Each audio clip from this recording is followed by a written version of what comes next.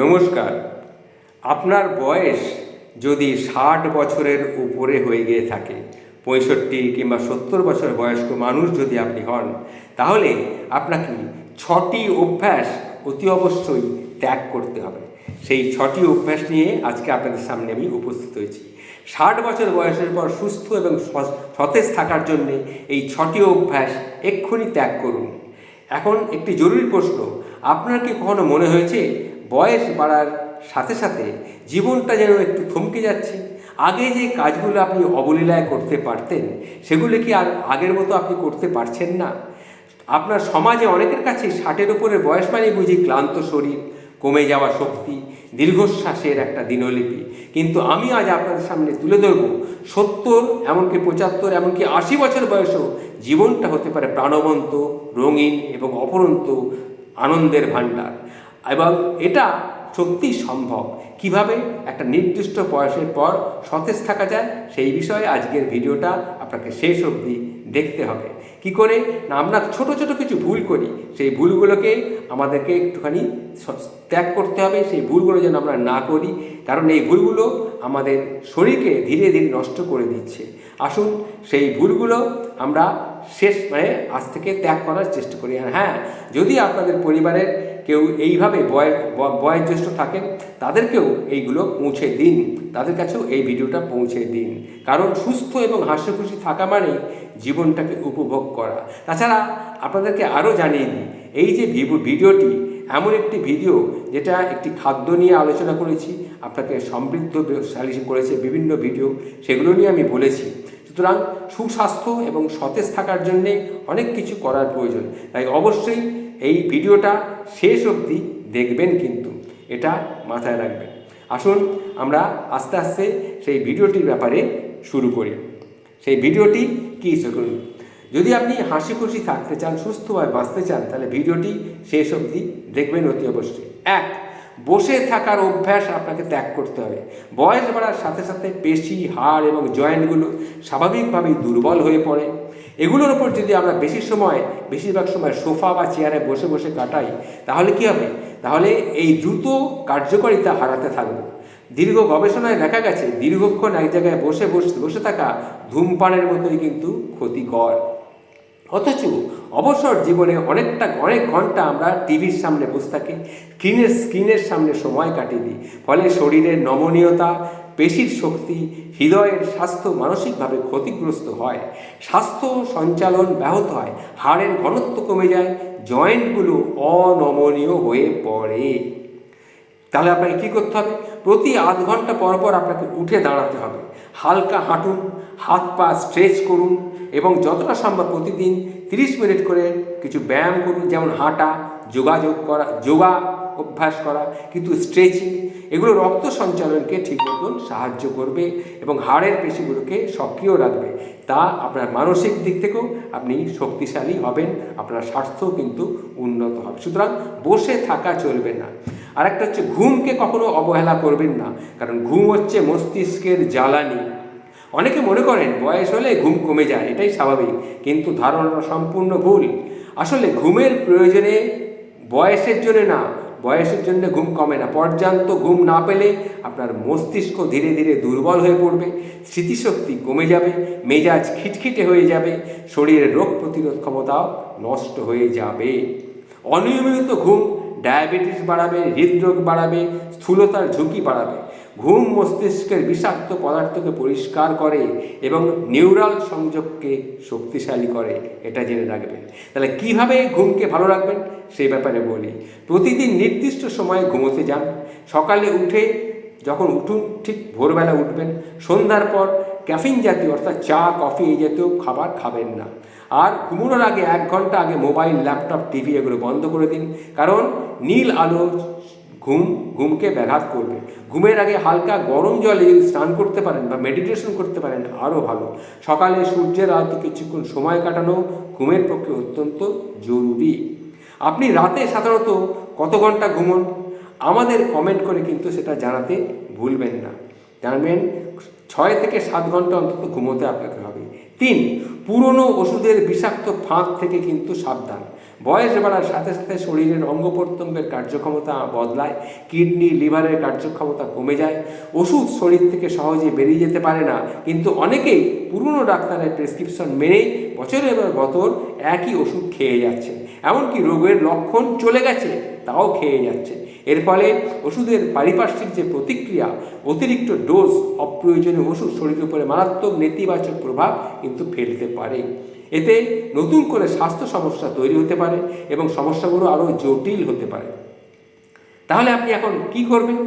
প্রতি 6 মাস অন্তর আপনার সমস্ত ওষুধের তালিকা, ওষুধের নাম, ডোজ, কখন খাচ্ছেন, এই নিয়ে আপনার ডাক্তারবাবুর সাথে কথা বলুন।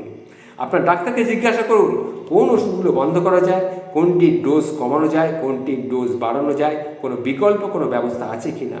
কারণ এই যে আলোচনাটি আপনার স্বাস্থ্যের জন্য অত্যন্ত জরুরি, এটা কিন্তু মনে রাখবেন। ওষুধ যত কম, স্বাস্থ্য তত ভালো। কারণ অপ্রয়োজনীয় ওষুধের পার্শ্ব প্রতিক্রিয়া শরীরকে দুর্বল করে দেবেই দেবে। আরটা কি, 4 নম্বরে বলবো, চাপ চেপে রাখা। বয়সের সাথে আপনার জীবনের নানা ঘটনা, প্রিয়জনের মৃত্যু, সন্তানদের দূরে চলে যাওয়া, একাকিত্ব বা শরীরের দুর্বলতা, অনেক সময় আপনি ভেতরে ভেতরে দুঃখ, হতাশা, মানসিক চাপ জমিয়ে তোলেন আপনি। কিন্তু এই মানসিক চাপ থেকে আপনাকে বেরিয়ে আসতে হবে, কারণ এই চাপ দীর্ঘস্থায়ী শত্রু হিসাবে আপনার কাছে দাঁড়াতে পারে। উচ্চ রক্তচাপ, হৃদরোগ, ডায়াবেটিস, এগুলো আপনার রোগের লক্ষণ হিসেবে দেখা দেবে। এটি আপনার রোগ প্রতিরোধ ক্ষমতাকে দুর্বল করে দেবে। তাহলে আপনি কি করবেন? নিজেকে আবদ্ধ রাখবেন না মনের কথা খুলে বলুন? পুরনো বন্ধুদের সাথে একটু যোগাযোগ করুন, তাদের সাথে আড্ডা দিন, সন্তানদের সাথে তাদের অনুভূতি চিন্তাভাবনা শেয়ার করুন।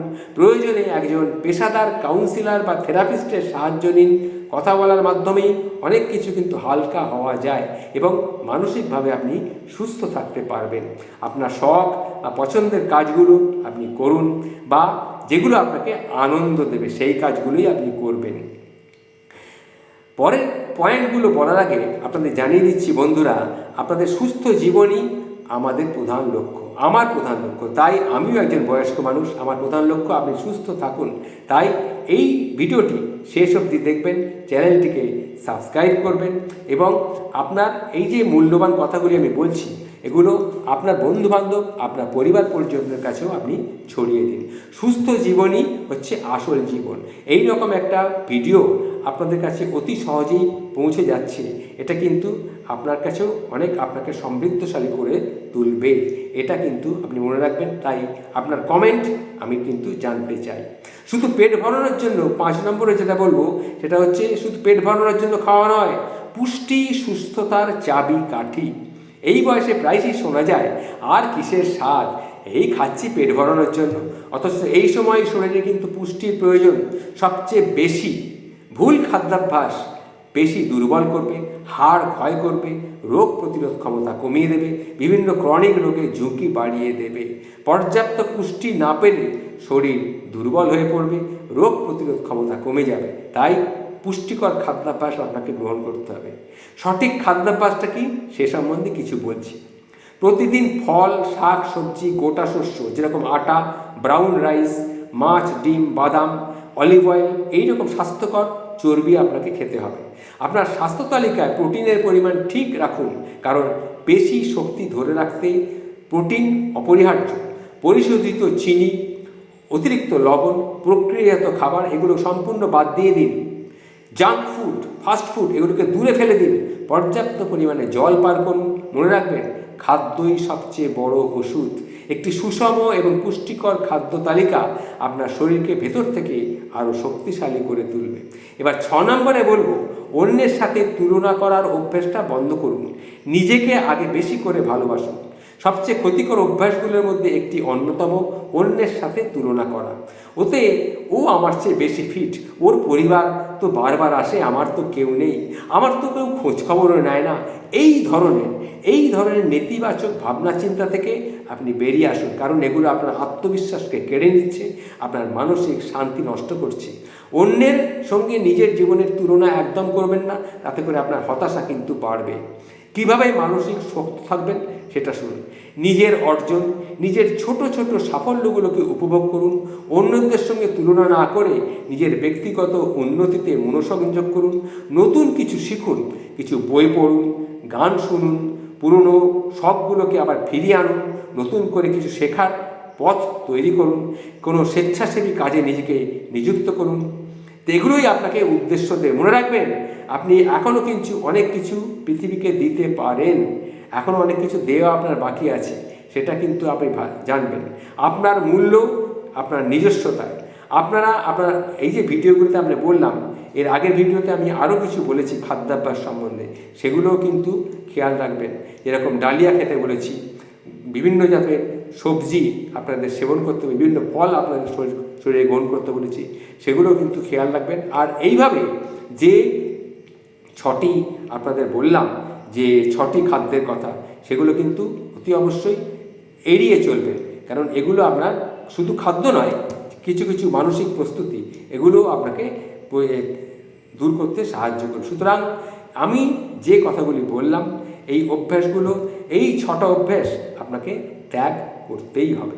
এটা না হলে আপনি নিজে আস্তে আস্তে ভেঙে পড়বেন, আপনার শরীর খারাপ হবে। সুতরাং নিজেকে সতেজ রাখতে, নিজেকে আগে বেশি করে ভালোবাসতে হবে, নিজেকে আরও উন্নতভাবে শরীরটাকে তুলতে হবে। কারণ পৃথিবীতে আপনি কিন্তু ফুরিয়ে যাননি, অনেক কিছু আপনার কাছ থেকে পৃথিবী চায়, সেগুলো আপনাকে ভাবতে হবে, সেগুলো নিয়ে একটু ভাবুন সেগুলো। সুতরাং সঠিক খাদ্য আপনাকে বাঁচতে হবে। আর বদ অভ্যাস যেগুলো আছে, আমি বললাম এই 6টি বদ অভ্যাস অতি অবিলম্বে আপনাকে ত্যাগ করতে হবে। ভালো থাকবেন, নমস্কার।